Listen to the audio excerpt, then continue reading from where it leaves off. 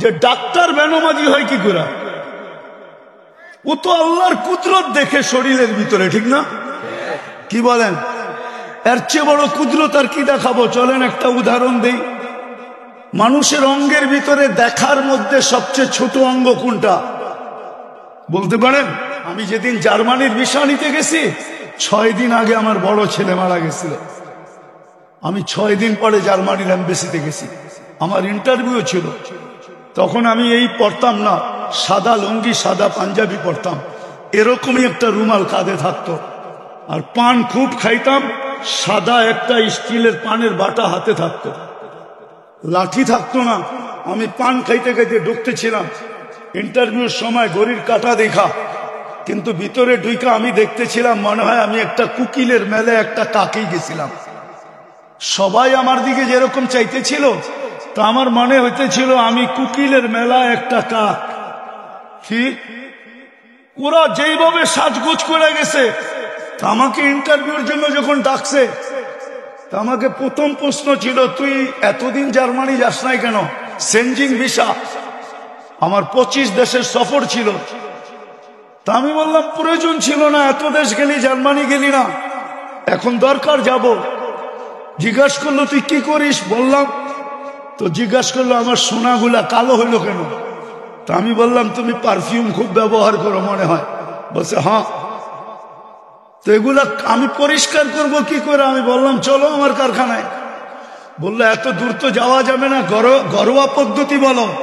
তা আমি ঘরোয়া পদ্ধতি বলতেছিলাম, আর ওর ভিসা প্রিন্ট করতেছিল। আমাকে বলল 600 এত টাকা দাও, 6000 এত টাকা দাও। দিলাম। আমাকে বলল তুই 2 মিনিট বস। আমি তো দেখছি ভিসা প্রিন্ট করা শেষ, ও শুধু সিগনেচারের জন্য যেতেছে। গেল 1 মিনিট পরে এসা বলতেছে ভিসা ওকে নিয়ে যাও। তো মানুষ তো ভিসা এমনি দেখে, আমি উল্টা দেখতেছিলাম, মানে ভিসার মুখ ওই কুকিলদের দিকে, আর পাসপোর্টের উল্টা সাইডটা আমার মতো কাকের দিকে। মানে আমার উদ্দেশ্যই ছিল যে দেখাই সাইজা গুজা আসলে ভিসা মিলে না, এই দেশের নিয়ম এরকম না। আমার মা বোনরা কেন নেটে দেখে সাজুগুজু করে? সমস্ত কাপড় চোপড়ের ডিজাইন কেন নেটের থেকে আনে? ইসলাম কি কাপড়ের ডিজাইন দেয় না? ইসলাম কি সাজগোজ দেয় না?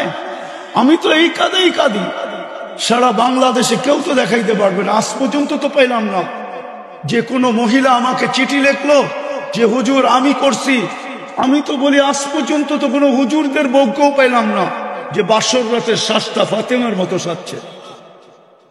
বছর রাতের শ্বাসটা তো তার বান্ধবী তাকে যেরকম সাজাইছে ওরকমই সাজছে, প্রতিবেশীরা যেরকম সাজাইছে ওরকম সাজছে। নাইলে একটু পয়সাওয়ালা হইলে পার্লারে যা যেরকম ডিজাইন চয়েস করছে ওই ডিজাইনে সাজা আসছে। কিন্তু ফাতেমার সাজে তো সাজে নাই। ফাতেমা কি বাসর রাত্রে সাজে নাই? কিতাবে কি নাই ফাতেমার সাজ? সাইকুল হাদিসরা কি জানে না, যে মুহাদ্দিসরা জানে না যে ফাতেমার সাজ কিরকম ছিল? আজকে যদি ওই মহিলা সাজতো, কালকে কিয়ামতের দিন যখন আল্লাহ বলতো ফাতেমা রাদিয়াল্লাহু তাআলা আনহার হাতে ঝান্ডা দিয়া, ফাতেমা তোর মেয়েদেরকে ডাক আর চল জান্নাতের দিকে, তো এই মাও তো যে বোনও তো যে দাঁড়াইতে পারতো, এই মাও তো যে দাঁড়াইতে পারতো, এই মেয়েও তো যে দাঁড়াইতে পারতো। ফাতেমা যদি জিজ্ঞাসা করতো তুই পাশে দাঁড়াইলি কেন? বলে আমার কাছে কিছু নাই বটে, কিন্তু বাসর রাতের শ্বাসটা আপনার মতো ছিল, বিদায় পাশে দাঁড়াইলাম, দেখি আমাকে একটু নিয়ে যান কিনা। 70% সম্পদ মুসলমানের কাছে। আপনি মানবেন না? আপনি আমারটা তালা নোট করেন, তারপরে গুগলে যে তালাশ করেন, গুগল আপনাকে আমার কথাই বলবে যে 70% সম্পদ দুনিয়ার মুসলমানের কাছে। সংখ্যায় 200 কোটি, খাই বেশি, পড়ি বেশি। আমি তো বলি আপনাদের মাধ্যমে, মিডিয়ার মাধ্যমে দুনিয়াকে জানাইতে চাই, হায় যদি আজকে 200 কোটি মুসলমান আমার কথা শুনতো। 5 বৎসর যদি মুসলমান, কেননা আমাদের ঘরে যেই ব্যবহৃত কাপড় আছে, আমি আমার ঘর বলি 10 বৎসর না 15 বৎসর ব্যবহার করলেও এটা শেষ হবে না। সবার ঘরেই 5 বৎসর চলবে।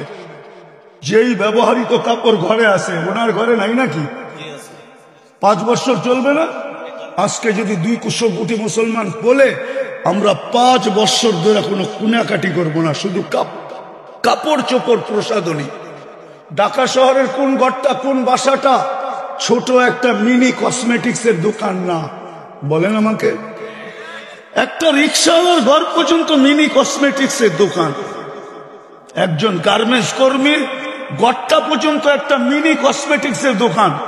সে যদি বলে 5 বছর আমরা কোনো প্রসাধনী কিনবো না, 5 বছর কোনো কাপড় চোপড় কিনবো না, দুনিয়া সিধা হইতে সময় লাগবে না, 2 দিন পরে দেখবেন আপনাদের পায়ে সারা দুনিয়া পড়বে, ওদের সব ফ্যাক্টরি বন্ধ হয়ে যাবে।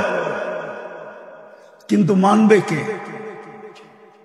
তো যেটা বুঝাইতেছিলাম, দুরবস্থা কেন একটু ভাবেন। চিরদিন এইখানে থাকবেন? কিন্তু আমিও অপারক। দুনিয়াটা ঘুরতে ঘুরতে ঠান্ডা হয়ে গেছে। দুনিয়া না ঘুরলে আমিও গরম থাকতাম। আর এটাই চিরাচরিত নিয়ম। যাদের দুনিয়ায় অহংকার করে বলতেছি না, দুনিয়ায় যারা বিচরণ করে এদের মেজাজটা একসময় ঠান্ডা হয়ে যায়। যেরকম পাকিস্তানের হজরত মৌলানা তকি উসমানী মুদ্দাজিল্লুল আলী, ওনার বয়ান দেখবেন ঠান্ডা, কেননা দুনিয়া ঘুরতে ঘুরতে ঠান্ডা হয়ে গেছে। তারেক জামিলের বয়ানও দেখবেন ঠান্ডা, দুনিয়া ঘুরতে ঘুরতে ঠান্ডা হয়ে গেছে। বেশি তো ঘুরি নাই, মাত্র 7 মহাদেশ দেখছি। বেশি ঘুরা হয় না এখনো, মাত্র 103টা হয়েছে। আশা রাখি 2য় সেঞ্চুরি করার। এই জন্য আমি বুঝছি যে আমার ঠান্ডা বয়ান এত গরম বয়ানের পরে চলবে কিনা জানি না। কিন্তু একটা অনুরোধ করব, যদি পুরস্কার নিয়ে উঠতে চাই, সবার কাছে একটা অনুরোধ, কেননা সিরাতুন নবী মাহফিল, পুরস্কার নিয়ে যদি বাড়িতে ফিরতে চাই, তাইলে যতটুকু শোনার ব্যাপারে যতটুকু মনোযোগ আছে ভিতরে, পুরাটাকে দিয়া শুনতে হবে। কেননা আল্লাহর হুকুম হলো ফাস্তামিউ ইযা কুরিয়াল কুরআন ফাস্তামিউ। যখন কুরআনি কথা শোনো তো মনোযোগকে উজাড় করে দিয়া শোনো। দ্বিতীয় আরেকটা, আনসিতু, পরিবেশটাকে বিলকুল নিঝুম বানাইতে হবে, তাইলে 2টা পুরস্কার নিয়ে উঠতে পারবো। আর না হইলে কতক্ষণ হইহুল্লা হবে, যার যার মতে চলে যাব, পুরস্কার নিয়ে বাড়িতে ফিরতে পারবো না। আর 2টাই কিন্তু আল্লাহর হুকুম। আমি একটু বিবেকের পর্দা খুলতে চাই যে আজকে মুসলমানের এই দুরবস্থা কেন। সারা দুনিয়া যদি পর্যালোচনা করি, শুধু বাংলাদেশ নিয়ে তো দুনিয়া না, এটা একটা উম্মত, উম্মতে মুহাম্মদ সাল্লাল্লাহু আলাইহি ওয়াসাল্লাম। আপনি জানেন না এই উম্মতের দাম কত? এই উম্মত কয়বার আল্লাহর কুদরতি হাতে বাছাই হয়েছেন, এটা আমাদের জানা নাই। এই উম্মত আল্লাহর পক্ষ থেকে কত ফ্যাসিলিটি পাইছেন, এটাও আমাদের অ্যানালাইসিস নাই। একটা উদাহরণ দেই, এই উম্মতের 80 বৎসরের ব্যক্তি যদি মারা গেল, আর 80 বৎসর দুনিয়াতে থাকার পরে যদি চলে গেল, আর আল্লাহ যদি জিজ্ঞাসা করলো কতদিন ছিলে, তো বলল 80 বৎসর ছিলাম।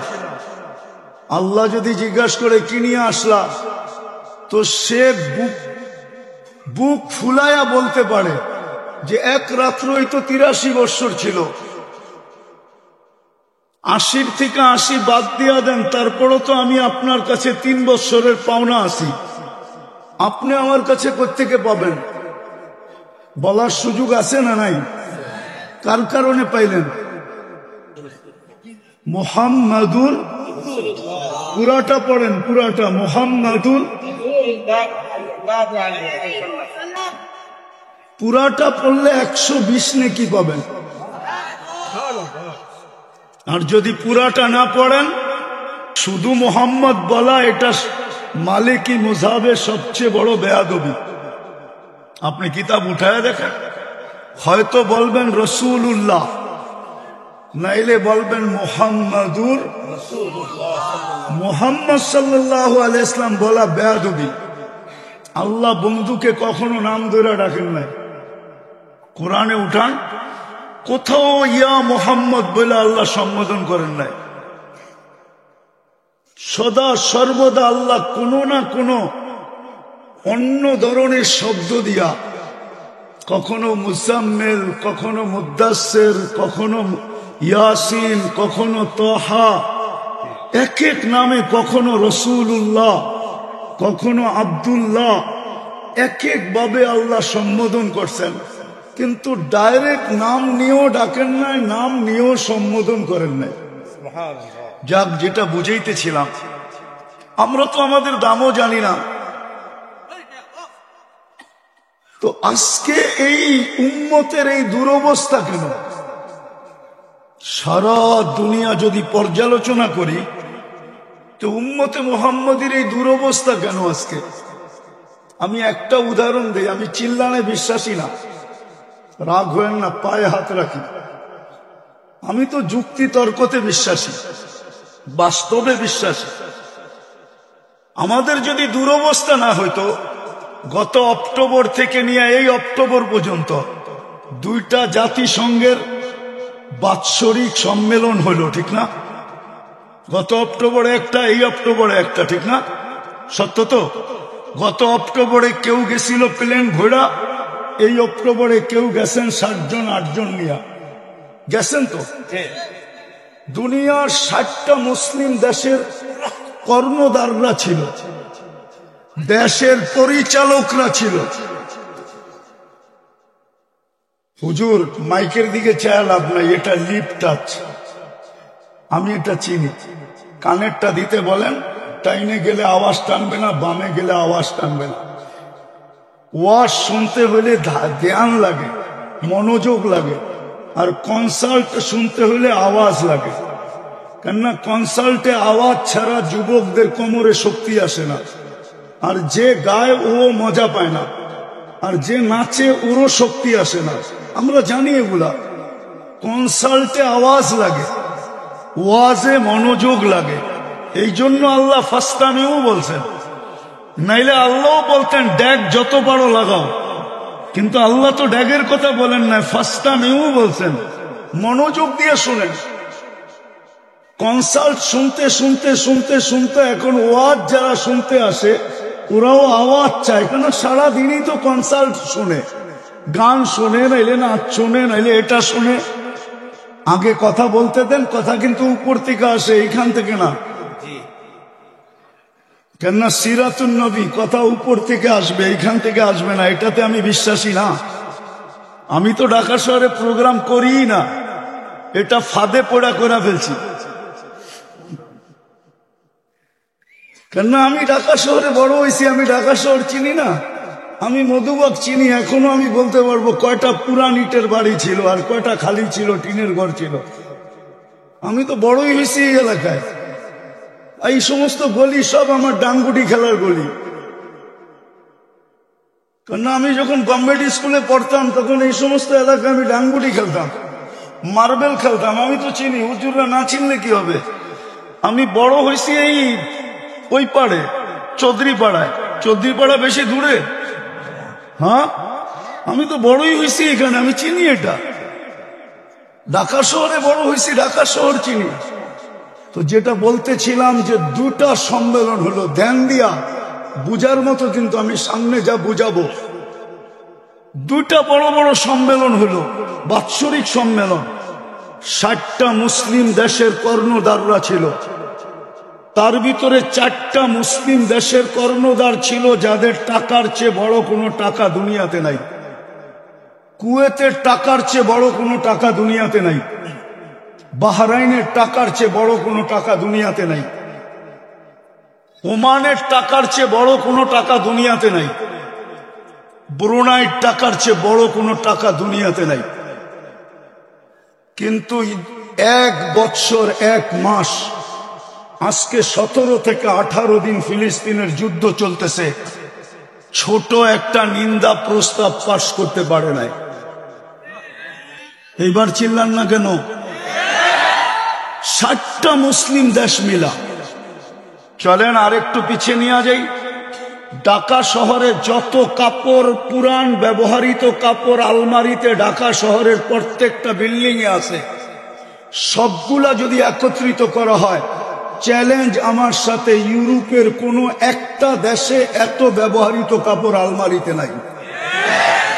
তাইলে বোঝা গেল মুসলমান সবচেয়ে বেশি কাপড় পরে। মুসলমানের কাছে সবচেয়ে বড় টাকা, সবচেয়ে বেশি পোশাক মুসলমান পরে। আমাকে তো বুঝাইতে হবে না, কেননা আপনাদের উন্নত দুনিয়ার ভিতরে একটা দেশ আমার বাকি আছে, নিউজিল্যান্ড। এটা ছাড়া বাকি সব শেষ, একাধিকবার শেষ। কোন দেশ কিয়ামতের দিন বলতে পারবে না যে এই ব্যক্তি আমাদের এখানে আসে নাই। অহংকার করে বলতেছিলাম, সবচেয়ে বেশি কাপড় মুসলমান পরে, সবচেয়ে বেশি আইটেম মুসলমান খায়। মুসলমানের চেয়ে বেশি আইটেম দুনিয়ায় কেউ খায় না। মুসলমানের চেয়ে প্রসাধনী দুনিয়ার কেউ ব্যবহার করে না। চ্যালেঞ্জ আমার সাথে। মুসলমানের থেকে ব্র্যান্ড কেউ ব্যবহার করে না। সবার কাছে মোবাইল আছে, ব্র্যান্ডে যায় ওর ওয়েবসাইটে যায় জিজ্ঞাসা করেন তোমার ব্র্যান্ড সবচেয়ে বেশি কিনে কারা, ম্যাকডোনাল্ড সবচেয়ে বেশি খায় কারা, আরে বলেন না কেএফসি খায় কারা, সবচেয়ে বেশি মুসলমান। লাডু সবচেয়ে বেশি ব্যবহার করে কারা, দুনিয়ার রুলেক্স সবচেয়ে বেশি ব্যবহার করে কারা, সবচেয়ে বেশি ব্র্যান্ড মুসলমান ব্যবহার করে। আমি তো কোন দেশে দেখি না যুবকরা, বাংলাদেশের যুবকরা যেরকম চুল কাটে, একজনকে জিজ্ঞাসা করেন নেটে না দেখা চুল কাটে কিনা। এইখানে যে দাঁড়ানো আছে সারা রাত্র নেটে ডিজাইন দেখে, তারপরে চয়েস করে, তারপরে স্ক্রিনশট দেয়, তারপরে সেলুনে নেওয়া যায়। সেলুনওয়ালা ডিজাইন দেখা পানি খায়া ঢোক গিলে তারপরে বলে 700 টাকা। জিজ্ঞেস করে 14 তারিখ তো আমি আমেরিকাতে দেখলাম, কিন্তু ঢাকা বাংলাদেশের মতো তো 14 তারিখ দেখলাম না। শুধু ফুল দেয়। ফুল দিলে তো মনকে বুঝাইতে পারতাম যে ফুল, তারপরে বিদায়। ফুল দেয়, হোটেলে খাওয়ায়, পার্সেল দেয়, পারে না কলিজা কাইটা বুনা করা তারপরে প্যাকেট করে দিয়া দিতে। তারপরে বলে আমাকে কমসে কম একবার হলেও লেখা দিও I.U। কিন্তু তারপরও তো 90 ভাগ শেখ খাওয়া। আমি তো বলি প্রশাসন দেশ সামলাবে কি? এরা তো সামাজিকতার কারণে মিছিল করে না।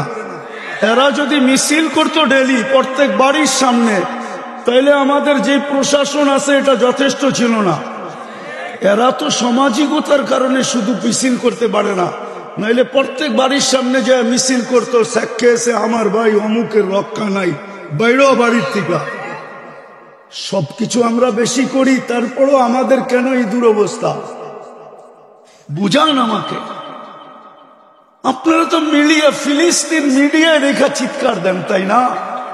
আমি তো 14 বছর আগে ফিলিস্তিন দেখা আসছি। আমার তো যোগ বিয়োগ মিলে না যে ফিলিস্তিনে হামলা হয় তো হয় কি করে। ওইখানে তো খলিল শুয়ে আছে।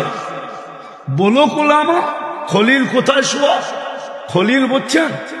ইব্রাহিম খলিলুল্লাহ কোথায় শোয়া? আমি তো চোখে দেখেছি ওয়াদিয়ে খলিল। মুসা আলাইহিস সালাম কোথায় শোয়া? ওয়াদিয়ে মুসা ফিলিস্তিনে। 70 জন নবীর কবর চিহ্নিত যেখানে, যেই মাটির ভিতরে আল্লাহ বরকত মিশ্রিত করছেন, বারাকনা হাওলা। কোরআনেই তো বলতেছি, সব বাদই দিলাম।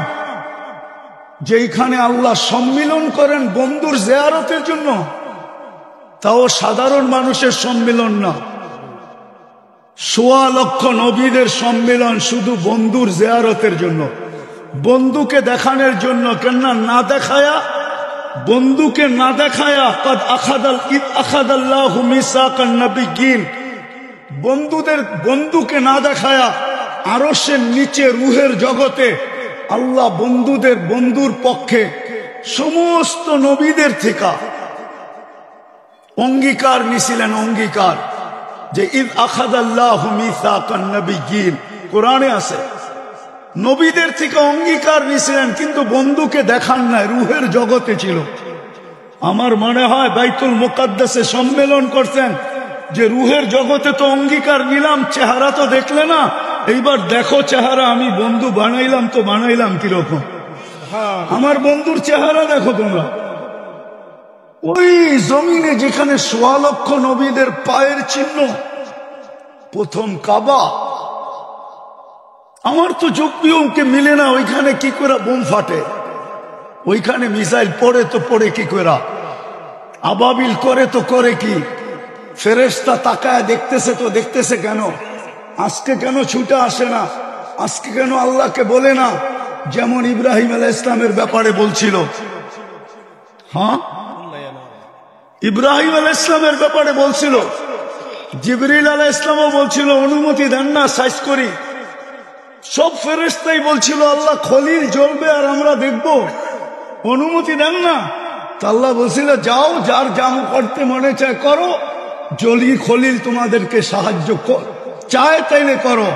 কিন্তু সবাই আসছিলেন, কিন্তু খলিল তো খলিলই ছিল, খলিল তো জবাব দিছিলেন আজকে খলিল জানে আর জলিল জানে, আজকে খলিল জানে আর জলিল ছিলেন, জলিল আল্লাহ, জলিল আল্লাহ জানে।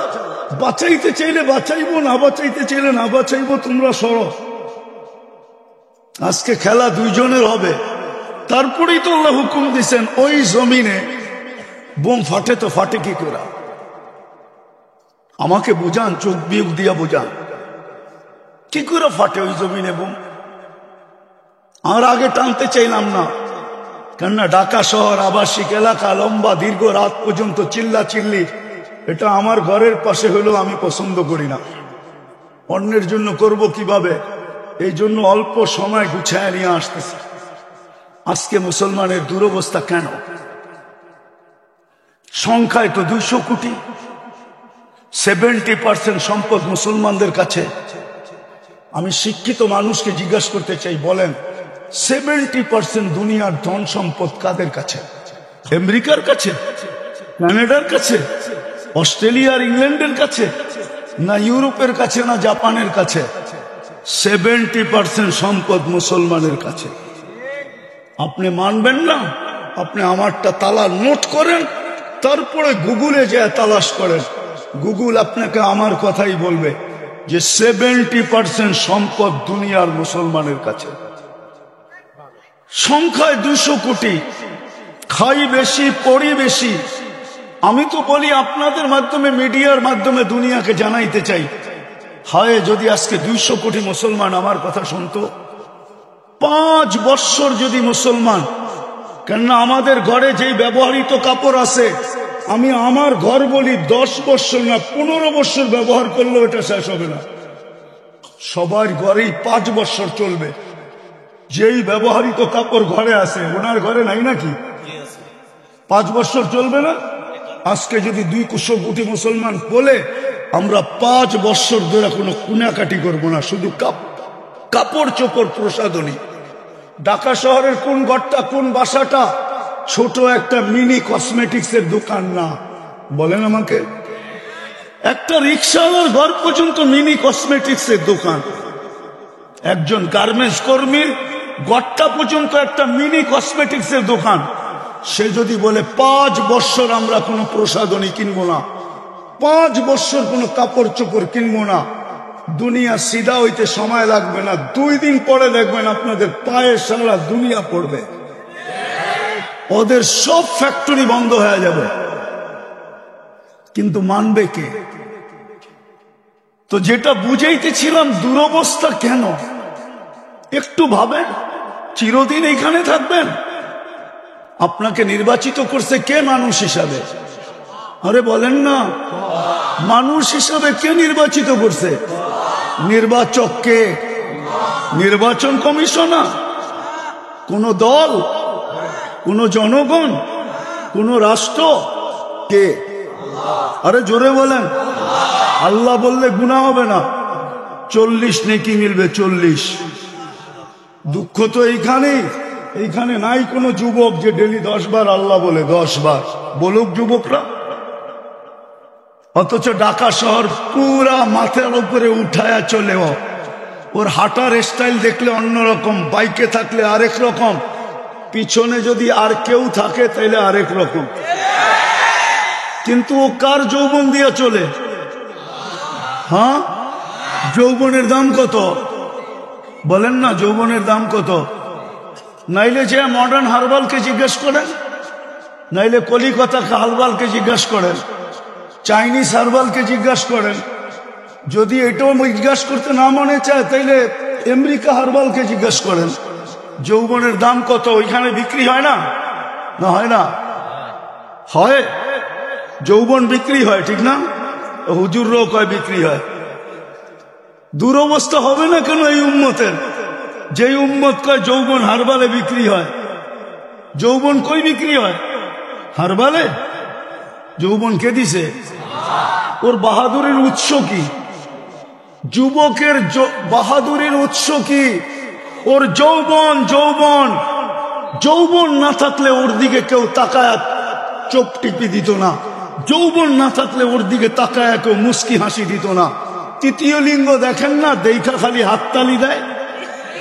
আজ পর্যন্ত তো কেউ চোখ টিপি দিল না, আজ পর্যন্ত তো কেউ ফুলের ফুল দিল না।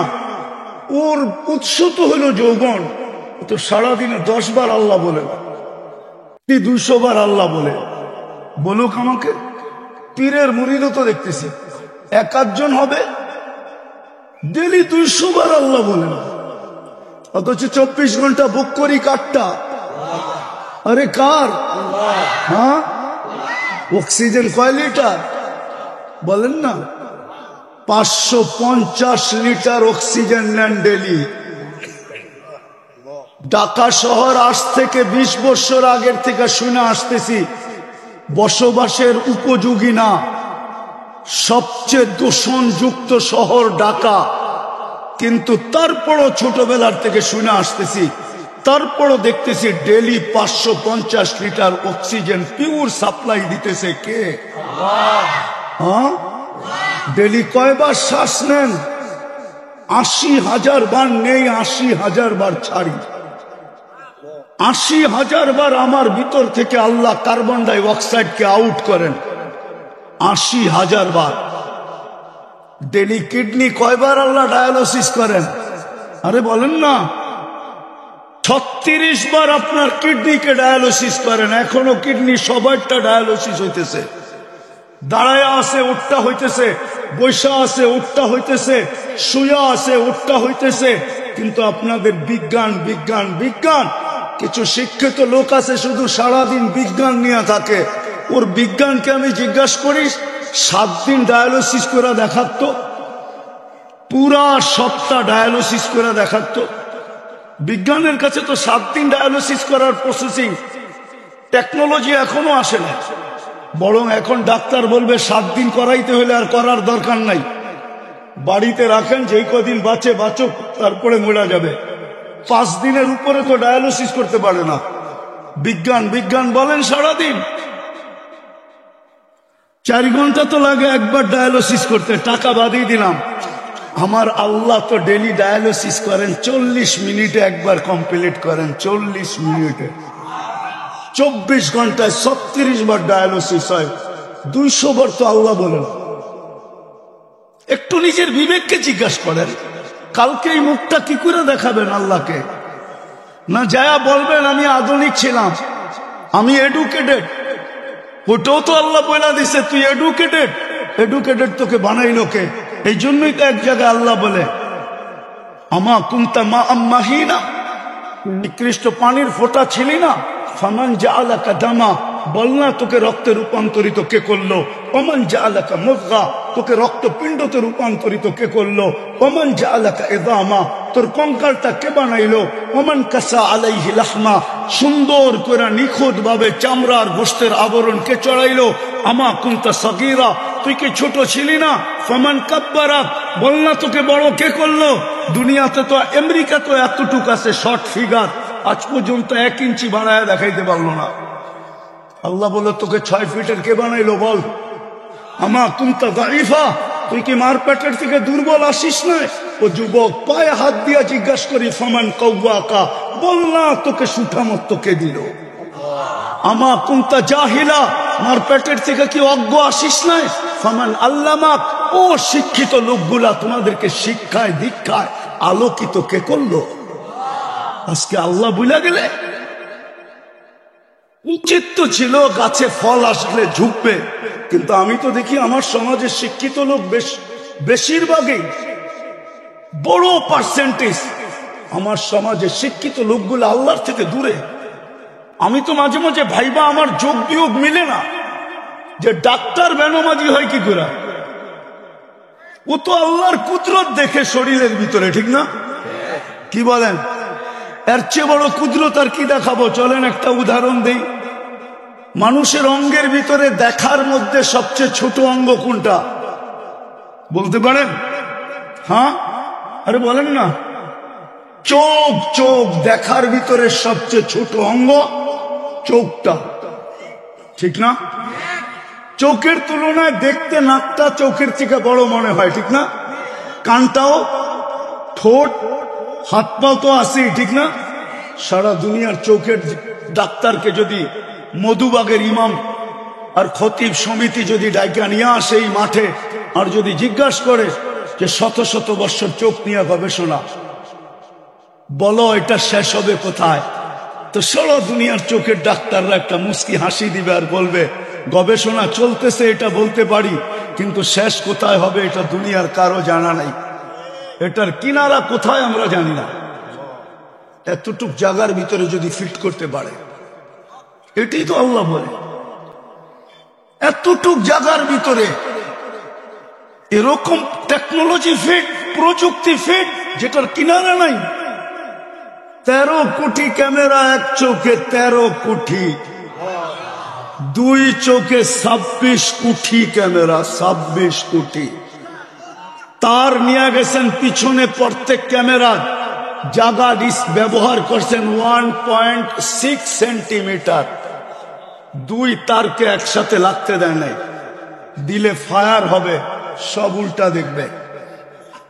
ওই আল্লাহ জিজ্ঞেস করে কুনতা জাহিলা ফামান আল্লামাক, বল তুই তো অজ্ঞ আসছিলি, তোকে শিক্ষাকে দিল। আমা কুনতা মিসকিনা, তুই মার পেটের থেকে অসহায় আসিস নাই, নিশ্চয় আসিস নাই। ফামান আবনাকা, বল তোকে স্বয়ং সম্পূর্ণ কে করবে? আজকে 200 বার আল্লাহ বলে। যাক, যেটা বুঝাইতেছিলাম, মুসলমানের এই দুরবস্থা কেন? ফিলিস্তিন নিয়ে শুরু হয়েছিল, যে যোগ বিয়োগ তো মিলে না। খলিল শোয়া, মুসা আলাইহিস সালাম শোয়া, 70 জন নবীর কবর চিহ্নিত, বাইতুল মুকাদ্দাস 1 বৎসর 1 মাস 60,000-এর উপরে মানুষের রক্ত ঝরল, বাড়িগুলা সব মাটির সাথে মিশা গেল। কেন? আমরা ছোট একটা নিন্দা প্রস্তাব পাশ করাইতে পারলাম না, 200 কোটি হওয়া সত্ত্বেও। এই দুরবস্থা কেন? আল্লাহ আজকে আমাদের থেকে চক্ষু ফিরায় নিলেন কেন?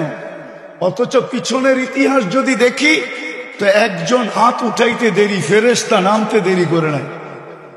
আজকে তো লক্ষ কোটি উলামায়ে কেরাম ডেলি চোখের পানি ঝরায়। বলেন এই ইমাম আর খতিব পরিষদ কি চোখের পানি ঝরায় না? না জড়ায় না ফিলিস্তিনের জন্য? না জুমার দিন দোয়া করে না? না মাদারেস গুলাতে ডেলি ইয়াসিন খতম হয় না? না ডেলি কোরআন খতম করে দোয়া হয় না? না মা বোনরা ঘরে দোয়া করে না?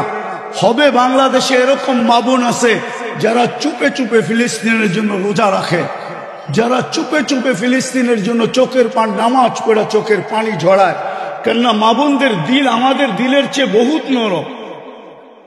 আমরা জানি না ওনারা চড়াইতেছে, কিন্তু চোখের পানি মাথার উপরে ওঠে না কেন? কারণটা কি? ওইখানে তো দেখি একজন। প্রমাণ দিব? প্রমাণ দেই তাহলে প্রমাণ। ইবনে উমর রাদিয়াল্লাহু তাআলা আনহু বলেন, আমরা 8000 ছিলাম। হায়াত সাহাবা উঠায় দেখেন, তারিখে সাহাবা উঠায় দেখেন, আমরা 8000 ছিলাম, রুমি 1 লক্ষ ছিল। বহুত দিক দিয়ে আমাদেরকে কয়েকভাবে আমাদেরকে আমরা বেষ্টনীর ভিতরে চলে আসছি, অবরুদ্ধ ছিলাম। ভাবতেছিলাম কবরটা এখানেই হবে। তো বলতেছিল, আমার পাশেই একজন দাঁড়ানো ছিল, ক্ষুধায় বড় কাতর, কাপড়গুলা বড় জীর্ণ শীর্ণ, চামড়াগুলা বিলকুল বটা গেছে, তলোয়ার রাখার কোনো নিয়ামও নাই। একটা রশি দিয়া কোমরে তলোয়ারটা বাঁধা রাখছেন। পায়ের দিকে তাকায় দেখি জুতাও নাই, কিন্তু উপর দিকে তাকায় জানি কি বলতেছিল। তো আমি ভালোভাবে কান পাইতা শুনতেছিলাম যে বলে কি। তো শুনলাম উপরে তাকায় হাত উঠায় বলতেছে, ইয়া রব্বা মুহাম্মদ, ও রব্বে মুহাম্মদ, উনসুর উম্মতা মুহাম্মদ। এখনো কি মুহাম্মদুর রাসূলুল্লাহ সাল্লাল্লাহু আলাইহি ওয়াসাল্লামের উম্মতের সাহায্যের সময় আসে নাই? আপনি কি দেখেন না আমরা কয়ভাবে বেষ্টিত, অবরুদ্ধ? বলে বলতে দেরি আমি দেখলাম ফাসাক্কাস সামা, আকাশ ফাটলো। সাদা ঘোড়া, সাদা পোশাকে, খোলা তরবারি হাতে, ডাইন হাতে তরবারি, বাপ হাতে জান্ডা, এক অশ্বারোহী বাহির হলো। তার পিছনে সিরিয়ালে বাহির হইতে থাকলো। চোখের পলকে প্রথমটা মাথার উপরে এসে একটা চিৎকার দিল, আবশির ইয়া উম্মতা মুহাম্মদ, ও উম্মতে মুহাম্মদী সুসংবাদ গ্রহণ করো, যা নুসরা রব্বা মুহাম্মদ, মুহাম্মদুর রাসূলুল্লাহ রবের সাহায্য চলে আসছে।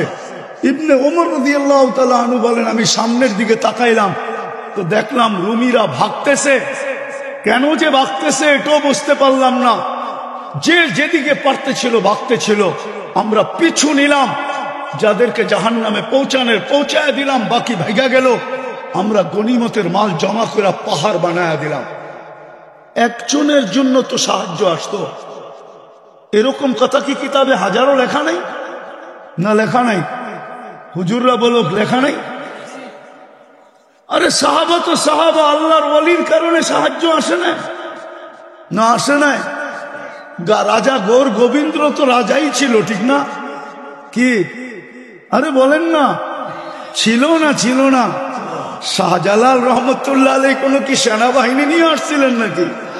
হ্যাঁ, ওনার সফর সঙ্গী ছিল কয়জন? টোটাল 12 জন। টোটাল 12 জন ছিলেন সফর সঙ্গী। ওনার হাতে তো কোনো তলোয়ারও ছিল না, শুধু জায়নামাজই ছিল। ওইটাই সুরমায় বিছায়া দিছেন। সুরমা চিনছে কে জায়নামাজ বিছাইছে। বিজানোও যাবে না, ডুবানোও যাবে না, বরং ওই পারে পার করে দেওয়া দিতে আমি বাধ্য। পার করছেন না করেন না? শুধু এই অবস্থা দেখেই তো ভাইগা গেছে, ঠিক না? আসামে ভাইগা চলে গেছেন, সিলেট খালি করে দিছে। আপনি ভাবছেন রাজা গৌর গোবিন্দ শুধু শাহজালাল রহমতুল্লাহ আলাইহিকে দেখছেন? ওকে কবর থেকে উঠায় আইনা জিজ্ঞেস করলে না বোঝা যাবে কি দেখছে? হ্যাঁ, কি ওলামা একমত না 2 মত? ওরে কবর থেকে উঠায় আইনা জিজ্ঞেস করলে না বোঝা যাবে ও কি দেখছে? ও কি শাহজালাল দেখছে? হইতে পারে শাহজালালের পিছে বিরাট বড় এক ফেরেশতার বাহিনী দেখছে। সত্য এটাই। আজকে কেন সাহায্য নাই? কারণটা কি? আমি আপনাদেরকে কারণ বুঝাইতে চাইতেছি। শেষ কাজের কারণ বুঝাইতে চাইতেছি, কেন এই দুরবস্থা। আজকে মুসলমান শেষ করে দিতেছি। আজকে মুসলমান নারী বলেন, পুরুষ বলেন, যুবক বলেন, বৃদ্ধ বলেন, শিক্ষিত বলেন, অশিক্ষিত বলেন, আজকে আল্লাহর হুকুমকে ছেড়া দিছে। আল্লাহকে নারাজ করে ফেলছে। নারাজ। আজকে আল্লাহ আমাদের উপরে নারাজ, সত্য নারাজ। নাইলে আমার বিবেকে আমার কাছে যোগ বিয়োগ মেলে না। কেন ফিলিস্তিনে অন্য দেশে ফাটত তো আমার মনকে বুঝাইতে পারতাম, কিন্তু ফিলিস্তিন ঘুরে আসার পরে আর আজকের পটভূমি চিত্র আমার কাছে মিলে না। যে মিলবো তো মিলবো কি করে? ওইখানে তো খলিল শোয়া, ওই জমিন, ওইখানে বোম ফাটে কি করে? অথচ সবচেয়ে বেশি আবাবিলের বসবাস হইল ফিলিস্তিনে। সবচেয়ে বেশি দুনিয়ার আবাবিল যেটায় বাস করে ওটা হলো ফিলিস্তিন। হুকুম দেন না কেন? আরেকটা কথা বুঝাইতে চাইতেছি, প্রতিদিন তো 17 বার 32 বার আমরা আবেদন করি আল্লাহর কাছে। প্রতিদিন তো 32 বার আবেদন করি, গায়রিল মাগদুবি আলাইহিম ওয়ালাদ-দাল্লিন। ইমামের মাধ্যমে করি, একা একই করি। যখন ইমামের মাধ্যমে করি, মাঝে মাঝে তো কিছু, আমি কারোর সাথে বিরোধ করতে চাইতেছি না, কিছু মসজিদ তো এরকমও আছে যে আমিন বইলা এত জোরে বলে যে ছাদও উড়া যাওয়ার আশঙ্কা হয়, ঠিক না? কিন্তু আমরা কি বলি? এটা আবেদন তো করি আল্লাহ দুইজনের হাত থেকে আমাদেরকে বাঁচান, কিন্তু ইহুদি নাসারা দুইজনের হাতেই তো আজকে আমরা সবচেয়ে বেশি নির্যাতিত। তাইলে আমাদের 32 বারের আবেদন যায় তো যায় কোথায়? আমাকে বুঝান। 32 বারের আবেদন আমাদের কোথায় গেল?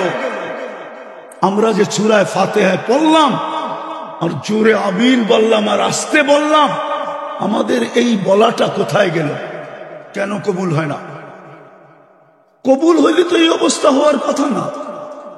যে অবস্থা আজকে দেখতেছি, মুসলমানকে নিয়ে সবাই খেলে, ঠিক না? সুইস ব্যাংক চিনি আমি, আমাকে চিনাইতে হবে না। হ্যাঁ, আমি চিনি, বহুত মানুষকে চিনি, 2-4 জন প্রেসিডেন্টও চিনি যারা ট্যাক্সি চালায়, ট্যাক্সি, আমেরিকাতে ট্যাক্সি চালায়। অবশ্য আমাদের দেশের না, আফ্রিকান দেশের। নিয়ে গেছিল খুব, এখন ট্যাক্সি চালায়। কেন এই দুরবস্থা? একটু ভাবে, চলা তো যাব, থাকা তো যাবে না, পুঙ্খানো হিসাব তো নিবে। সত্য তো এটাই। যদিও কেউ মাঝে মাঝে জিজ্ঞাসা করে, হুজুর 60 বৎসরের হিসাব নিতে 50,000 বৎসর লাগবে কেন? তো আমি বলি, শোনো, তুমি ডেলি কতটুকু অক্সিজেন, কয়বার শ্বাস প্রশ্বাস নিছিলে? কয়বার? আরে 1,60,000 বার। তো মাসে কত নিছিলেন? বৎসরে কত? 60 বৎসরে কত? স্বাভাবিক শ্বাস নেওয়ার দাম তো আমাদের দেশের এক শিল্পপতি আমাদেরকে শিখায় গেছিলেন, কিন্তু আমরা তো এটাকে মাথায় ধারণ করি না।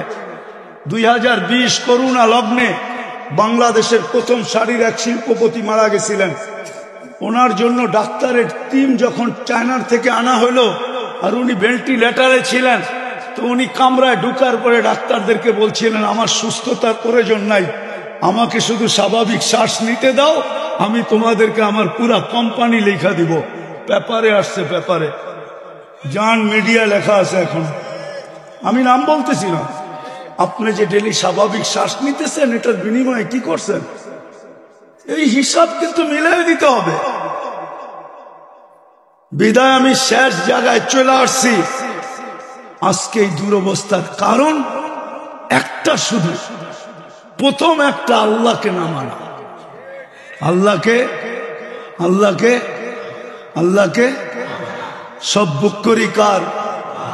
কিন্তু শিক্ষিত মানুষগুলা যদি প্রশ্ন করে আল্লাহকে মানবো কি করে, আল্লাহকে তো চোখে দেখি না, লা তারাহুল উয়ুন ওয়ালা তুখালিতুহুদ দুনুন, দেনদারণে আনা যায় না, ওয়ালা ইয়াসিফুহুল ওয়াসিফুন, বর্ণনা দিয়ে শেষ করা যায় না। আল্লাহ তো একটা পদের মালিক না, আল্লাহ তো শুধু আল্লাহ না, আল্লাহ তো রহমান, আল্লাহ তো রহিম, আল্লাহ তো মালিক, আল্লাহ তো কুদ্দুস, আল্লাহ তো সালাম, আল্লাহ তো মুমিন, আল্লাহ তো মুহাইমিন, আল্লাহ তো আজিজ, আল্লাহ তো জব্বার, আল্লাহ তো মুতাকাব্বিরুল খালিকুল বারিউল মুসাব্বিরুল গফফারুল কাহ্হারুল ওয়াহ্হাবুর রাসাকুল ফাত্তাহুল আলিমুল কাবিদুল বাসিতুল খাফিদুর রাফিউল মুইজ্জুল মুদিল্লুস সামিউল বাসিরুল হাকামুল আদলুল লতীফুল খবীরুল হালিমুল আযীমুল গফুরুশ শাকুরুল আলিয়ুল কবীরুল হাফিজুল মুকিতুল হাসিবুল জলিলুল করিমুর রকিবুল মুজিবুল ওয়াসি আল হাকিমুল ওয়াদুদুল মজিদুল বাঈসুল শহীদুল আকবুল ওয়াকিলুল কবিকুল মতিনুল ওয়ালিয়ুল হামিদুল মুসি আল মুবদি আল মুঈদ আল মুহয়ি আল মুমীত আল হাইয়্যু আল কাইয়্যুম আল ওয়াজিদ আল মাজিদ আল ওয়াহিদ আল আহাদ আল সামাদ আল কাদির আল মুক্তাদির আল মুকদ্দম আল মুআখ্খার আল আউয়াল ওয়াল আখির আল যাহির ওয়াল বাতিন আল ওয়ালি আল মুতাওয়ালি আল বরর আল তাওয়াব আল মুনতাকিম আল আফু আল রাউফ মালিক আল মুলকি যাল জালালি ওয়াল ইকরাম আল মুকসিত ওয়াল জামি ওয়াল গনি ওয়াল মুগনি আল মানি আল দার আল নাফি আল নূর আল হাদি আল বদি ওয়াল বাকি আল ওয়ারিস ওয়াল রশিদ আস সাবুর জল্লে জালালু। আল্লাহ তো 99 পদের মালিক, আল্লাহকে মানবো তো মানবো। প্রশ্ন যদি করে কি করে মানবো? এই জন্যই আল্লাহ বলছেন সিরাতুন নবী লাকাদ কানা লাকুম ফি রাসূলিল্লাহি উসওয়াতুন হাসানাহ আতিউল্লাহ ওয়া আতিউর রাসূল। আমার বন্ধুকে মাইনা দেখায় দাও।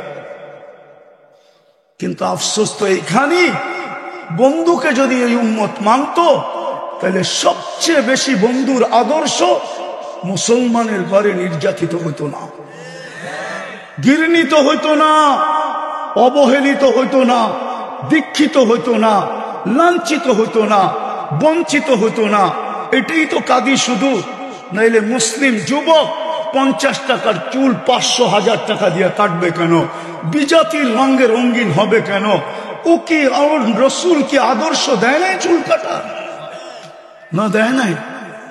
রসুলের আদর্শ মতো চুল কাটলে তো চুলের প্রত্যেক চুলে সওয়াবও পাইতো, আল্লাহ রাজি থাকতো, কিয়ামতের দিন হাত পাতার সুযোগ হইতো।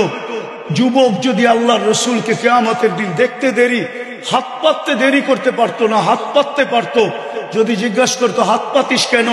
আপনার আদর্শে চুল কাটছি, সওয়াব তো পাইছি, কিন্তু আপনার পক্ষ থেকে কিছু দিবেন না?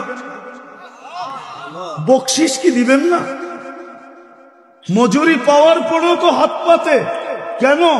একটু বকশিস দেন না। এই মাইকালারও তো পুরা টাকা নেওয়ার পরে অপারেটররা হাত পাতবে, আমাদেরকে কিছু বকশিস দিবেন না? জিজ্ঞাসা করেন পাতবে কি বাঁধবে না? যুবক তো কিয়ামতের দিন হাত পাততে পারতো। আমার মা বোনরা কেন নেটে দেখা সাজুগুজু করে? সমস্ত কাপড় চোপড়ের ডিজাইন কেন নেটের থেকে আনে? ইসলাম কি কাপড়ের ডিজাইন দেয় না? ইসলাম কি সাজগোজ দেয় না? আমি তো এই কাঁদি। সারা বাংলাদেশে কেউ তো দেখাইতে পারবে না, আজ পর্যন্ত তো পাইলাম না। যে কোনো মহিলা আমাকে চিঠি লিখলো যে হুজুর আমি করছি, আমি তো বলি আজ পর্যন্ত তো কোনো হুজুরদের বউকেও পাইলাম না যে বাসর রাতের শ্বাসটা ফাতেমার মতো সাজছে। বাসর রাতের শ্বাসটা তো তার বান্ধবী তাকে যেরকম সাজাইছে ওরকমই সাজছে, প্রতিবেশীরা যেরকম সাজাইছে ওরকম সাজছে। নাইলে একটু পয়সাওয়ালা হইলে পার্লারে যেরকম ডিজাইন চয়েস করছে ওই ডিজাইনে সাজা আসছে। কিন্তু ফাতেমার সাজে তো সাজে নাই। ফাতেমা কি বাসর রাত্রে সাজে নাই? কিতাবে কি নাই ফাতেমার সাজ? শাইখুল হাদিসরা কি জানে না, যে মুহাদ্দিসরা জানে না যে ফাতেমার সাজ কিরকম ছিল? আজকে যদি ওই মহিলা সাজতো, কালকে কিয়ামতের দিন যখন আল্লাহ বলতো ফাতেমা রাদিয়াল্লাহু তাআলা আনহার হাতে ঝান্ডা দিয়া, ফাতেমা তোর মেয়েদেরকে ডাক আর চল জান্নাতের দিকে, তো এই মাও তো বোনও তো দাঁড়াইতে পারতো, এই মাও তো দাঁড়াইতে পারতো, এই মেয়েও তো দাঁড়াইতে পারতো। ফাতেমা যদি জিজ্ঞাসা করতো তুই পাশে দাঁড়াইলি কেন? বলে আমার কাছে কিছু নাই বটে, কিন্তু বাসর রাতের শ্বাসটা আপনার মতো ছিল, বিদায় পাশে দাঁড়াইলাম, দেখি আমাকে একটু নিয়ে যান কিনা। আজকে আল্লাহ রসুলের আদর্শের স্বাস্থ্য নাই। আপনার সাহায্য হবে তো হবে কি কইরা? চিৎকার দিয়া সবকিছু জিতা যায় না, সম্মেলন করে সবকিছু করা যায় না। আপনি আমাকে বুঝাইতে হবে না, রাগ হয় না। আমার চোখের পানি শেষ। আপনি ছোট পাতলা চশমা দেখেন তো, তাই না? ভিতরে একটা মোটা লেন্স বসানো আছে, অপারেশন করে ভিতরে আমার লেন্স বসানো আছে, চোখের পানি শেষ কানতে কানতে, দুনিয়া কম দেখি নাই। এই জন্য বলি হুজুর একমত নাও হইতে পারে আমার কাছে। আজকে মুসলমানের দুরবস্থা, যারা নবীর আদর্শকে ঘৃণা করে, নবীর আদর্শকে ধিক্কার দেয়, যারা নবীর আদর্শকে লাঞ্ছিত করে। আমি আরেকটাও কথা বলি, যতই সাজেন না কেন ওদের সাজে, আমি শিক্ষিত সমাজকে বলতে চাই, সুশীল সমাজকে বলতে চাই, আধুনিক সমাজকে বলতে চাই, ডিজিটাল সমাজকে বলতে চাই, পায়ে হাত দিয়া বলি, আপনারা যতই সাজেন না কেন, আমি প্রমাণ, আর কাউকে প্রমাণ দিতে হবে না, আমি বহুত জনকে বাংলাদেশের চিনি, যাদের সাথে আমার সফর হয়েছে, এয়ারপোর্টে 3 ঘন্টা থেকে 6 ঘন্টা পর্যন্ত বসার লোক আমি চিনি, ইমিগ্রেশন বসায় রাখছে। আর আমি অহংকার করে বলতেছি না, উড়তে 5 মিনিটের বেশি কোনো এয়ারপোর্টের ইমিগ্রেশনে আজ পর্যন্ত দাঁড়াইতে হয় নাই, 5 মিনিটের বেশি। কিন্তু আমি চিনি, নাম বলবো না, আমার বয়ান যদি ওরা শুনে বলবে হুজুর নাম বলে নাই, খুব ভালো করছে, নাইলে আমাদেরকে মানুষ চিনত। আমি চিনি আমার সমাজের লোক, যারা ওদের সাজে 100% কেন, ওদের চেয়ে আপডেট সাজা ছিল, কিন্তু পাসপোর্ট যখন পাঞ্চ করছে তো বাহির হয়ে আসছে ধর্ম ইসলাম। বলছে তোর ধর্ম তো ইসলাম, তুই আমাদের চেয়ে বেশি আপডেট। সন্দেহ আল্লাহ ঢুকায়া দিছে, বস তুই, তোকে আগে যাচাই বাছাই করে নেই। 3 ঘন্টার থেকে 6 ঘন্টা পর্যন্ত যাচাই বাছাই করছে। শুনে রাখো যুবক, তুমি যতই ওদের মতো 14 তারিখ উদযাপন করো, আর যতই 31st নাইট তুমি উদযাপন করো, ওদের যত কালচার তুমি নিজের ভিতরে আনো না কেন, কিন্তু এক জায়গায় তুমি ধরা খাওয়া। আজকাল সবকিছু অনলাইনে। তোমার জন্ম নিবন্ধন যখন করতে গেছে তোমার মা বাবা, তো ভুলে হইল ধর্ম ইসলাম লেখা দিয়ে আসছে। স্কুলে যখন ভর্তি করাইতে গেছে তো মনের বিরুদ্ধে হইল ইসলাম লেখা দিয়ে আসছে। আইডি কার্ড যখন বানাইতে গেছে তো তোমার মনে না চাইলো তুমি ধর্ম ইসলাম লেখা দিয়ে আসছো। পাসপোর্ট যখন বানাইছো তখনও তুমি ধর্ম ইসলাম লেখা দিয়ে আসছো। যেই দিন তুমি চাকরির অ্যাপ্লাই করছো ওই দিনও তুমি ধর্ম ইসলাম লেখা দিয়ে আসছো। অনলাইনে সারা দুনিয়ায় চলে গেছে, হেড অফিসে জমা হয়ে গেছে। অনলাইনের হেড অফিস হলো তেল আবিব, আমাকে চিনাইতে হবে না। অনলাইনের হেড অফিস হলো তেল আবিব। তেল আবিবে চলে গেছে তুমি মুসলিম, তোমার সাজের দিকে ওরা দেখবে না। আমার বয়ানে আছে, বয়ানে 2008-এর কাহিনী, 2008-এর কাহিনী আমার বয়ানে আছে। বয়ানে তোমার সাজগোজ ওরা দেখবে না, সাজগোজ। আমি যেদিন জার্মানির ভিসা নিতে গেছি 6 দিন আগে আমার বড় ছেলে মারা গেছিল। আমি 6 দিন পরে জার্মানির এম্বাসিতে গেছি, আমার ইন্টারভিউ ছিল। তখন আমি এই পড়তাম না, সাদা লুঙ্গি সাদা পাঞ্জাবি পড়তাম, এরকমই একটা রুমাল কাঁধে থাকতো। আর পান খুব খাইতাম, সাদা একটা স্টিলের পানের বাটা হাতে থাকতো, লাঠি থাকতো না। আমি পান খাইতে খাইতে ঢুকতেছিলাম। ইন্টারভিউর সময় ঘড়ির কাঁটা দেখা, কিন্তু ভিতরে ঢুইকা আমি দেখতেছিলাম মনে হয় আমি একটা কুকিলের মেলে একটা কাকেই গেছিলাম। সবাই আমার দিকে যেরকম চাইতেছিল তা আমার মনে হইতেছিল আমি কুকিলের মেলা একটা কাক। ঠিক ওরা যেইভাবে সাজগোজ করে গেছে, আমাকে ইন্টারভিউর জন্য যখন ডাকছে, তা আমাকে প্রথম প্রশ্ন ছিল তুই এতদিন জার্মানি যাস নাই কেন? সেনজিন ভিসা, আমার 25 দেশের সফর ছিল।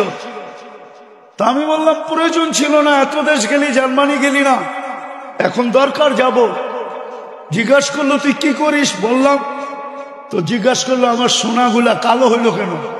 তা আমি বললাম তুমি পারফিউম খুব ব্যবহার করো মনে হয়। বলছে হ্যাঁ। তো এগুলা আমি পরিষ্কার করব কি করে? আমি বললাম চলো আমার কারখানায়।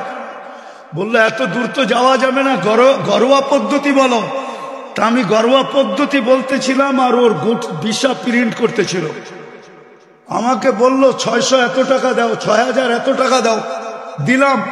আমাকে বলল তুই 2 মিনিট বস, আমি তো দেখছি ভিসা প্রিন্ট করা শেষ, ও শুধু সিগনেচারের জন্য যেতেছে। গেল 1 মিনিট পরে এসা বলতেছে ভিসা ওকে নিয়ে যাও। তো মানুষ তো ভিসা এমনি দেখে, আমি উল্টা দেখতেছিলাম, মানে ভিসার মুখ ওই কুকিলদের দিকে, আর পাসপোর্টের উল্টা সাইডটা আমার মতো কাকের দিকে। মানে আমার উদ্দেশ্যই ছিল যে দেখাই সাইজা গুজা আসলেই ভিসা মিলে না, এই দেশের নিয়ম এরকম না। নাইলে আমার সমাজ, আমার যুবকরা 30 লাখ দিয়া ইউরোপে কেন যাবে? শত যুবকের কবর কেন সাগরে হবে? আমি চিনি আমেরিকাতে যারা 50 লাখ টাকা দিয়া মেক্সিকোর জঙ্গল দিয়া পার হইছে। একটা কাহিনী না, শত কাহিনী আমার এখানে আছে। বিদায় এই জন্যই বলতেছি, যতই সাজি না কেন, যেই সমাজকেই বলেন, যারাই বলে ওদের সাথে আমার চ্যালেঞ্জ, ও যতই সাজক না কেন, যতই বিকেনি পড়ুক না কেন, 3 কোয়ার্টার পড়ুক না কেন, ওদের সুরে কথা বলুক না কেন, টকশোতে বৈশা ইসলাম বিদ্বেষী প্রচার করুক না কেন, কিন্তু ওরা জানে এই লোকটা কাগজে কলমে মুসলমান। শুধু আমাদের থেকে কিছু নেওয়ার জন্য এরকম ভান ধরছে, নিজেকে সাজাইছে। ওরা কোনোদিন মনে প্রাণে আপনাকে মুসলমান, আপনাকে ওদের ভাবে না, ভাববে না, কোনো দিন না। বিদায় শেষ কথা, আসেন সিরাত এটাই আজকে দুরবস্থা, শুধু রসুলের আদর্শ ছাড়ার কারণে। সবকিছু বাদই দিলাম, একটাই যদি ধরে রাখতো জাতি, আজকে 90% মুসলমান নামাজ পড়ে না। আমি তো বলি এই জাতি যদি 1 মাস নামাজ পড়তো, 1 মাস, উম্মতে মুসলিমা উম্মতে মুহাম্মদী যদি 1 মাস 100% নামাজ পড়তো, আর 11 মাস যদি নাও পড়তো, আর আল্লাহ যদি জিজ্ঞাসা করতো তুই 11 মাস পড়িস না কেন, কেন বৎসরে মাস কয়টা, আল্লাহ বলতো 12টা। 1 মাসই তো 70 মাস ছিল, 12 থেকে 12 বাদ দিয়া দেন, তারপরে তো আমার 58 মাসের ব্যালেন্স আছে, আমার কাছে বেশি আছে। কিন্তু রমজানেও তো 50% নামাজ পড়ে না, এখন তো 90% পড়ে না, না নারী, না পুরুষ, না যুবক, না বৃদ্ধ। আপনি সাহায্য চান কি করে? মাথা উঁচা করে দাঁড়াইতে চান কি করে? 3 বার তো আপনাকে নির্বাচিত করলেন মানুষ হিসাবে, মুসলমান হিসাবে, উম্মতে মুহাম্মদী হিসাবে, বাকিগুলা বললামই না। 3 বার তো আপনি আল্লাহর পক্ষ থেকে নির্বাচিত, 3 বারই তো কুদরতি হাতে নির্বাচিত। মানুষ তৈরি করছেন কুদরতি হাত দিয়া, মুসলমান হিসাবে নির্বাচিত করছেন সমগ্র মানুষের ভিতর থেকে কুদরতি হাত দিয়া, উম্মতে মুহাম্মদী হিসাবে নির্বাচিত করছেন কুদরতি হাত দিয়া। আপনি সাহায্য চান কি করে? আপনাকে সাহায্য করে তো করে কি করে? আপনার বিবেককে প্রশ্ন করেন, বলেন তো হুজুর আছে না, হুজুর থাকলে কি হবে? উম্মত, এটা হুজুর না উম্মত। হুজুরও কয় পার্সেন্ট হুজুর বলেন? আরে বলেন না, 200 কোটির ভিতরে কয়শো কোটি হুজুর? 300 কোটি? কয় পার্সেন্ট হুজুর? বাংলাদেশে কয় পার্সেন্ট হুজুর? সারা দুনিয়ায় কয় পার্সেন্ট মুসলমানের ভিতরে হুজুর? হুজুর দেখা, দাড়ি দেখা, টুপি দেখা, জুব্বার পাগড়ি দেখা 90% মুসলমান নামাজ পড়ে না। আপনাকে সাহায্য করে তো করে কি করে বলেন? অথচ 5 বেলা কে ডাকে? কে ডাকে? আরে জোরে বলেন, কোন আল্লাহ? 99 পদের মালিক আল্লাহ ডাকে। সামান্য একটু পদস্থ ব্যক্তি ডাকে সাড়া না দিলে হাত কড়ি পড়তে হয়, বেরি পড়তে হয়। আমি জানি, আমি জানি, আমি কখনো মুখ খুলি না তো। আমার বললাম না আমি ঠান্ডা হুজুর, আমি জানি। আমি টঙ্গীর থেকে বয়ান করে বাহির হয়েছি, আমার গাড়িতে উঠবো, পিছের থেকে 2-3 জন আমাকে ধরছে, স্যার গাড়ি পাঠাইছে, আপনাকে এই রাত্রে যেতে হবে। কোথায়? জায়গার নাম বলছে যেটা বাংলাদেশের এক কোনায়। স্যারের প্রোগ্রাম কালকে দুপুরে। আমি বললাম আমার 3টা মাদ্রাসার প্রোগ্রাম আছে। বলছে স্যার এত কিছু জানে না, গাড়ি পাঠাইছে, আমাদেরকে পাঠাইছে। সোজা গাড়িতে বসেন, বাসায় ফোন করেন, সসজ্জায় আপনাকে কালকে আবার গাড়ি দিয়ে ঢাকা পৌঁছায় দিব। আমি ওই ব্যক্তি, আমি চিনি। সামান্য একটু কথা না মানলে হাতকড়ি হয়, বেড়ি হয়, জেল জরিমানা হয়। ও ঢাকার মানুষ বলেন না ডেলি 90 ভাগ মুসলমান নামাজ পড়ে না, 5 বেলা আল্লাহ ডাকে, বুক করে কাটটা।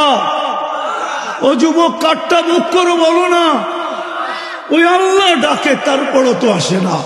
আপনাকে যে এখনো বাঁচিয়ে রাখছে, শুকরিয়া আদায় করেন। এই জন্যই তো ইহুদিরা একটা স্লোগান দেয় বর্তমানে, হিব্রু ভাষা তো বোঝেন না, শুধু চিৎকার দেন।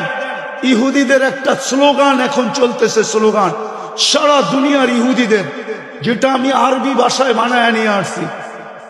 ইহুদিদের স্লোগান, এখনই সময়, এখনই সময়, এখনই সময়, আনতুদাম্মিরুল মুসলিমিনা কাইফা তুরিদুনা আনতুদাম্মিরুহা। এখনই সুবর্ণ সুযোগ, যেমন মনে চায় মুসলমানদেরকে জমিনের সাথে মিশায়া দাও, এখনই সুযোগ। আপনি বলবেন কেন? ওদের কিতাবে লেখা আছে যেই দিন ফজরের জামাত আর জুমার জামাত মুসলমানের সমান হবে, ওই দিন মুসলমানের বিজয়ের পালা শুরু হবে। ওরা শুধু আপনাদেরকে দেখে না, আপনাদের মসজিদের উপরও স্যাটেলাইট লাগায় রাখছে, সিসি ক্যামেরা লাগানো আছে। ওরা দেখে ফজরে কয়জন, জুমায় কয়জন। এই জন্যই ওরা চিৎকার দিতেছে এখনই সুবর্ণ সুযোগ। আরেকটা মনে উঠল, যদিও বলা উচিত না, আপনি সাহায্য চান কি করে? সৌদি আরবের মতো দেশের পোশাকের কি অ্যাডভার্টাইজ দিতে যায়, খোলা আকাশের নিচে খোলা মঞ্চে উলঙ্গ ডান্স দেখেন না? আপনি সাহায্য চান কি করে? বলেন কি করে চান? কি করে চান? যুবকদের পায়ে হাত দিয়ে সারা রাত্র আনলিমিটেড, হয়তো ঘরে ওয়াইফাই আছে, নাইলে প্রতিবেশীর পাসওয়ার্ড আছে, নাইলে বন্ধুদের হটস্পট আছে। আর যদি তাও না থাকে তো ঢাকা শহরে এই মধুবাগে পাওয়া যাবে, সারা রাত্র নেট বিক্রি করার জন্য ও সজাগ থাকে। যার নেট শেষ, সাথে সাথে যোগাযোগ, সাথে সাথে এমবি পাঠায় দেয়, সারা রাত্র নেটের ভিতরে করতে থাকে। কি না দেখে? সাহায্য চান কি করে? বিদায় আসেন, আসেন, আসেন, আসেন, তওবা করি আজকে, তওবা। একটাই রাস্তা খোলা আছে উম্মতের সামনে, যদি 200 কোটি উম্মত তওবা করে। কিন্তু আফসোস তো আমাদের, আফসোস আমার এটাও, আমাদের স্কলারদের কাছে আমার একটা আফসোসের আবেদন, আজ পর্যন্ত কোন দুনিয়ার কোন দেশের স্কলারদেরকে দেখলাম না, ধর্মীয় স্কলারদেরকে সারা দেশের মানুষকে বলল যে চলেন ফিলিস্তিন আমাদের থেকে 7 সমুদ্র 13 নদীর ওই পারে, আমরা কিচ্ছু করতে পারি না, চলেন আমরা একটা দিন তওবা ডে উদযাপন করি। আজকের দিনে আমরা তওবা করব, অথবা আজকের দিনটা আমরা ওদের জন্য রোজা রাইখা ইবাদতের ভিতরে কাটায়া আল্লাহর কাছে মেসেজ দিব, আল্লাহ 7 সমুদ্র 13 নদীর এই পারে আমরা না টাকা পাঠাইতে পারি, না পয়সা পাঠাইতে পারি, না ওদের জন্য কাপড় পাঠাইতে পারি, না খাদ্য পাঠাইতে পারি, আমরা কিছু করার ক্ষমতা রাখি না, আমরা যাইতেও পারবো না। যদিও সমস্ত দেশ অনুমতি দিবে, কিন্তু আপনার প্রতিবেশীর দেশ অনুমতি দিবে না যে আপনি ইসরায়েলে, ফিলিস্তিনে যাবেন ইসরায়েলের বিরুদ্ধে, আপনার প্রতিবেশী দেশ আপনাকে অনুমতি দিবে না, না, না, না, না, না। কেন? সে তো ইসরায়েলের সবচেয়ে বড় বন্ধু, অনুমতি দিবে না। বিদায় যদি আমাদের স্কলাররা একটা দিন দিত, জাতিকে বলতো চলেন আমরা অমুক দিন রোজা রাখি, তওবা করি, আল্লাহর কাছে ইবাদত করে বলি, মেসেজ পাঠাই, কিন্তু আজ পর্যন্ত তো একটা দেশেও দেখলাম না, একটা দেশও তো পেলাম না। কোন স্কলারের মুখ থেকে তো এই আহ্বানটা জাতির সামনে আসলো না, বড় দুঃখ লাগে। এই জন্য আসেন আমরা এখন তওবা করি। করবেন? করবেন? হ্যাঁ পারবেন? কে কে করবেন দেখি? হ্যাঁ তাইলে বলে দেন আল্লাহ অতীত থেকে তওবা করলাম। বলেন, বলেন। আপনি আমাদের তওবা কবুল করেন, আমাদের গুনাহ মাফ করে দেন। চলেন আপনাদের তওবার একটা প্রমাণ দিই। লম্বা হয়ে যেতেছ না তো? হ্যাঁ, আবার কোনোদিন আসি না আসি কে জানে। এই জন্য মনে উঠলো, এই জন্য বলতেছি।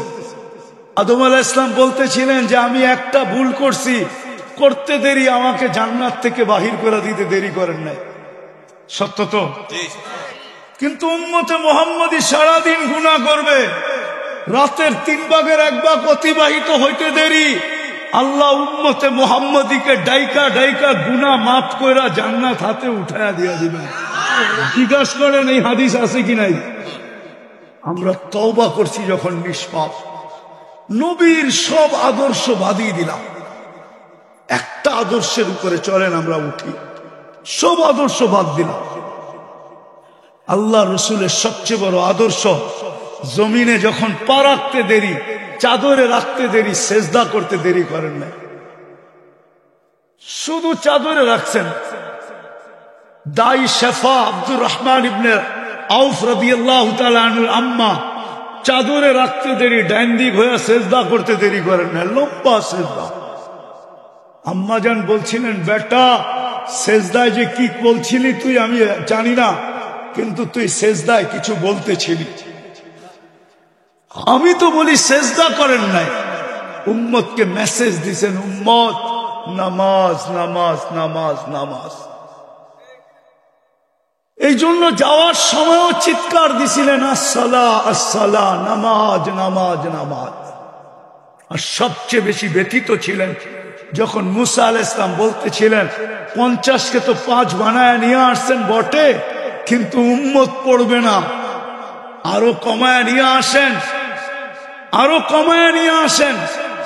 কিন্তু লজ্জার ছাপ চেহারায় ছিল, বলতেছিল লজ্জা লাগে, 9 বার গেলাম আবার যাব, কিন্তু দিলে আগুন জ্বলতেছিল, না পড়লে এই চেহারাটা আল্লাহকে কি করে দেখাবো। আমার মনে হয় তখনই আল্লাহ কানে কানে বলে দিছিলেন, বন্ধু যান, নিয়া যান, পড়বে 5 ওয়াক্ত, সওয়াব দিব 50 ওয়াক্তের। পরিশ্রম কমায়া দিলাম, সওয়াব কমাবো না, বরং আরো বাড়ায়া দিব। বাজমাত পড়লে 1 ওয়াক্তের সওয়াব 270 ওয়াক্তের দিব, মক্কায় পড়লে 1 লক্ষ ওয়াক্তের দিব, মদিনায় পড়লে 50,000 ওয়াক্তের দিব, বাইতুল মুকাদ্দাস পড়লে 25,000 ওয়াক্তের দিব। সাথে সাথে বন্ধু নিয়ে যান, আমি ডাইকা ডাইকা পড়ায় নিব। অফিস ওয়ালাকে অফিস থেকে ডাকবো, আদালত ওয়ালাকে আদালত থেকে ডাকবো, খামার ওয়ালাকে খামার থেকে ডাকবো, মেইল ওয়ালাকে মেইল থেকে ডাকবো, হাটওয়ালাকে হাটের থেকে ডাকবো, বাজারওয়ালাকে বাজার থেকে ডাকবো, ঘাটওয়ালাকে ঘাটের থেকে ডাকবো, রোডওয়ালাকে রোডের থেকে ডাকবো, বাড়িওয়ালাকে বাড়ির থেকে ডাকবো, ঘরওয়ালাকে ঘর থেকে ডাকবো। এমনকি ঘুমায়া থাকলেও আমি উঠায়া নিব, আসসালাতু খায়রুম মিনান নাওম বইলা আমি ঘুমের থেকে উঠায়া নিব। একটা আদর্শের উপরে চলেন, আজকে আমরা একমত হই যে আজকের থেকে আমরা নামাজ ছাড়বো। ওয়াদা? হ্যাঁ, পাক্কা? নামা আরেকটা কাজ করতে হবে, তাইলে ইনশাআল্লাহ ইহুদিদের স্লোগান ভেঙ্গা যাবে। ওরা কিন্তু আজকে স্লোগান দিতেছে, আমি প্রমাণ দিতে পারবো আপনাকে। ওদের কিতাবে লেখা আছে এটা সত্য, আপনি প্রমাণ নিলে নিতে পারেন আমার কাছ থেকে। আজ থেকে বলি না আমি, এটা 90 দশক থেকে বলি, কারণ আমার কাছে অকাট্য প্রমাণ আছে। ওদের কিতাবে লেখা আছে যতদিন ফজরের জামাত আর জুমার জামাত সমান না হবে, 200 কোটি জান দিলেও কোনো কাজে লাগবে না, বিজয়ের পালা শুরু হবে না। আল্লাহর ঘর খালি আপনাকে বিজয় দেয় তো দেয় কি করে? এটা কি বিবেকে বোঝেন না? 5 বেলা আল্লাহ ডাকে, আর 90% মসজিদে আসে না, জায়নামাজে দাঁড়ায় না, যেই জায়গায় আছে ওই জায়গায় দাঁড়ায় আল্লাহু আকবার বলে না। ওকে সাহায্য করে তো করে কি কইরা? আপনি জিতা যাবেন শক্তি দিয়া? জিতেন না, জিতেন না। কোথায় জিতলেন এই পর্যন্ত? কোথায় জিতলেন? কোথায় জিতলেন? 1400 বছর আগে সাহায্য কোথায় আপনার সাথে বলেন? কোথায়? 500 বছর আগের সাহায্য কোথায়? 1000 বছরের আগের সাহায্য কোথায়? শুধু চিৎকার দিয়ে মানুষের ব্রেন উল্টা করলে হবে না যে এটা হইলেই আমরা সব করে ফেলবো। দুনিয়াটা এত সহজ না। রাগ হয়ে যাবে না আরেকটু বলবো? হ্যাঁ, আপনি জানেন এই কাপড়টা কয়বার সুদে ডুব দিছে? বলেন তো কেউ, কয়বার বলেন তো? আমি গয়না দিব 6 বার সুদে ডুব দিছে। 6 বার। কয়বার? কয়বার? কয়বার? 6 বার। যে তুলা চাষ করছে সে লোন নিয়ে তুলা চাষ করছে। যে তুলা ইম্পোর্ট করছে সে সুদ নিয়ে ব্যাংকের এলসি নিয়ে, আগাম এলসি নিয়ে সে ইম্পোর্ট করছে। যে তুলার থেকে সুতা বানাইছে সেও মেইল করছে সুদের ব্যাংকের টাকা নিয়ে। যে তুলা সুতার থেকে গেরে বানাইছে সেও সুদের টাকা ওইখানে মিশ্রিত করছে।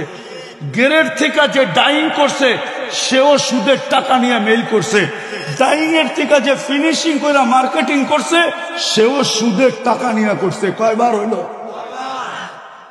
সিস্টেমটা পুরা উল্টা হয়ে গেছে। আপনি চিৎকার দিলে কিছু হবে না। ফিরে আসেন।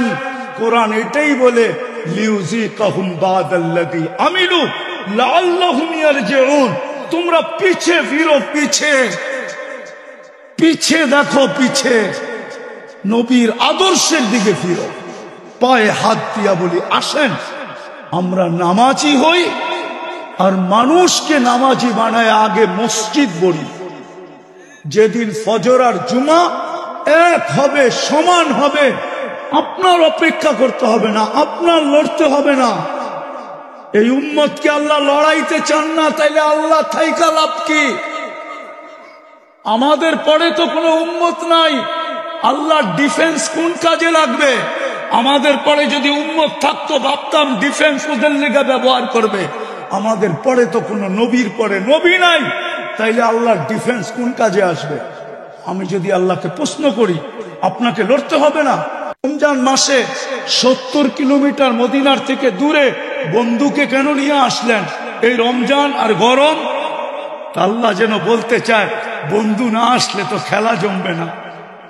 বন্ধুকে তো খেলতে আনি না, খেলা জমাইতে আসছি। আর দর্শক না হইলে খেলতে ভালো লাগবে না। বন্ধুকে তো দর্শক হিসাবে নিয়ে আসছি।